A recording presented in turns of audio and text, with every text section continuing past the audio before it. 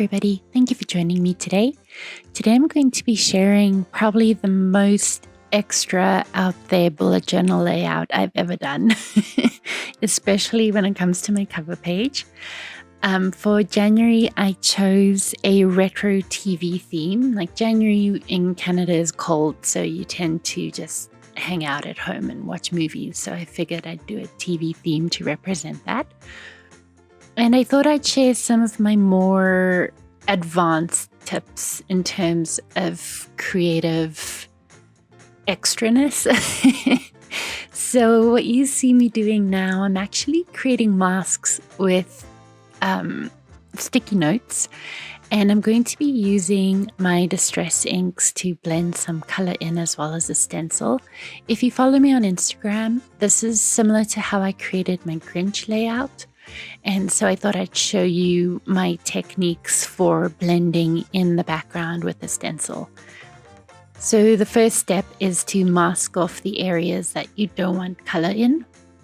I started off using my Distress ink, but it was taking way too long, so I switched to my Distress Oxide ink, which went a lot faster. But I was able to stick to my smaller Distress inks for a bit more of the detail. I'm using a Holtz stencil for creating more texture, kind of that old school TV texture. And then my favorite part is when the masking comes off and you kind of see the effect. I do want to apologize for the sheer number of headshots in this video. I was very focused and getting very in there, so I do apologize for that. I'm linking my supplies down below as well as to my blog post, so you can check that out if you're interested in recreating any of these techniques. And then I'm using my Tombows to color in the rest of it. So again, as I said, retro TVs is my theme. When I was researching different kinds of retro TVs, this was one of the ones that came up, and it fit perfectly for what I wanted to do. So I picked this kind of retro TV. I'm also outlining everything just to kind of make it pop a bit more and give it more of a finished look.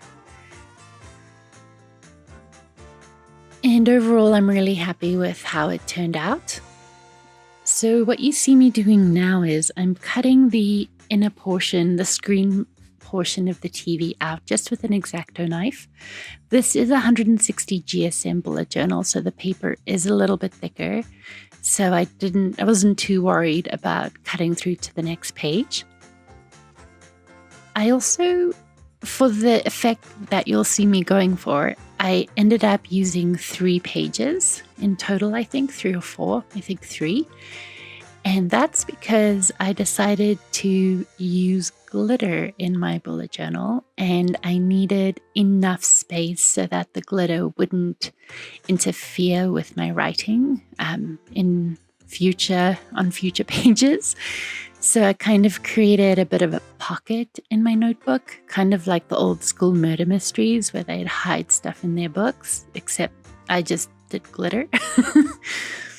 I used glue tape, and I just kind of glued as I went. Now, for the super extra part, I used some acetate to give a screen effect so that it kind of looks like a real TV, or as real a TV as you can create in a bullet journal. I then sprinkled the glitter in, and I kind of spread it out so that it would lie a bit more flat, so that I wouldn't again run into the bump issue. And that's what you see me doing here as well. You see me kind of flattening out the glitter a bit. As always, I'm adding my borders onto my layouts, onto my pages. And this was fun. I got to use my Archer and Olive Acrylograph pen, and I love them. They're actually a lot of fun. And so I hand-lettered January onto the front of the TV, and then I wanted to use the glitter to kind of give it a staticky effect. And overall, I'm so happy with how it turned out. Definitely pushing my boundaries of too much in a bullet journal, but definitely fun to do and fun to create. As always, my next page is my monthly overview page. Again, I'm just using my standard layout for it, and just with some fun lettering. It's not my best lettering, but I kind of wanted to give it that retro cursive calligraphy effect. And then the bottom right hand corner is what my cover page TV is based off of. So I thought I'd use that sticker right away. And then just coloring in my lettering with a Tombow. This month I also decided to create my own washi.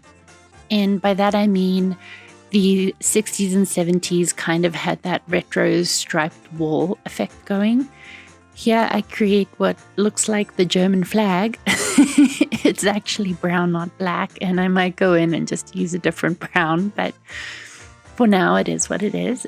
So I just created my own washi with a marker, and I actually really love how it turned out. You'll see in the next few layouts. So if you've watched my last couple of videos, I've been threatening to update my habit trackers, and this month I finally got around to doing it. Again, I'm using a more retro lettering in the cursive style of the 70s. And then for my trackers, I actually zoomed in so that you can see how I created the effects. But I did the multi-lined lettering, and it turned out really well. It was kind of touch and go, trying to keep the lines close together. And I hadn't thought through all the way to the S, and thankfully I remembered.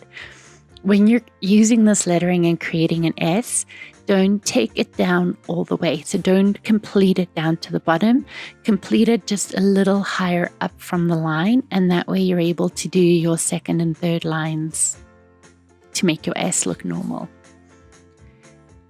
Again, I'm coloring my lettering in with a Tombow, and I created my washi, quote unquote, just with a ruler and a pen.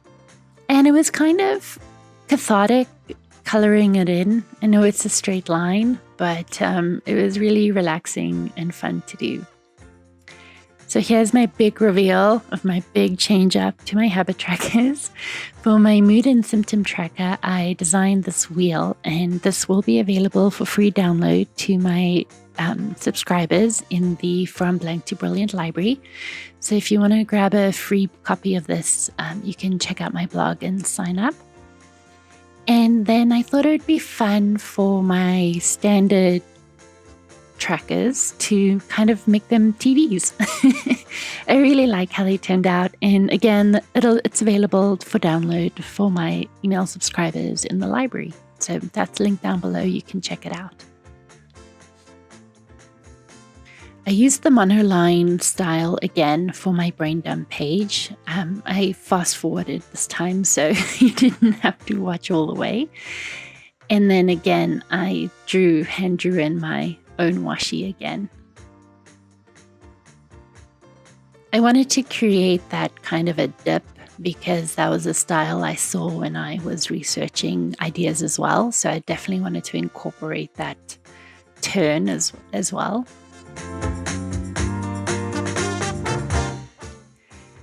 Now, the next extra thing that I did in these layouts is I thought it would be fun to have the TV look out onto the next page. So using a piece of cardboard in between the pages, because I didn't want to damage the next page, I cut out the middle of the TV.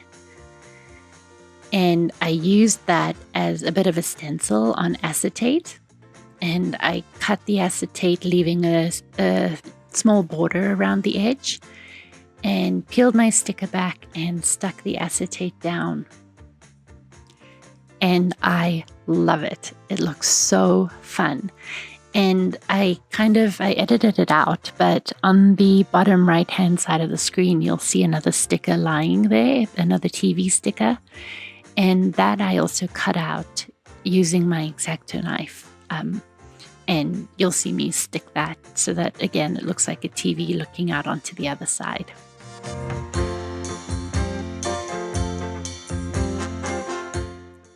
Now, I used this layout in May 2020, I believe. So I kind of went back to it because A, I liked it, and B, I also thought it went well with my theme of having the TV kind of look out onto the next layout.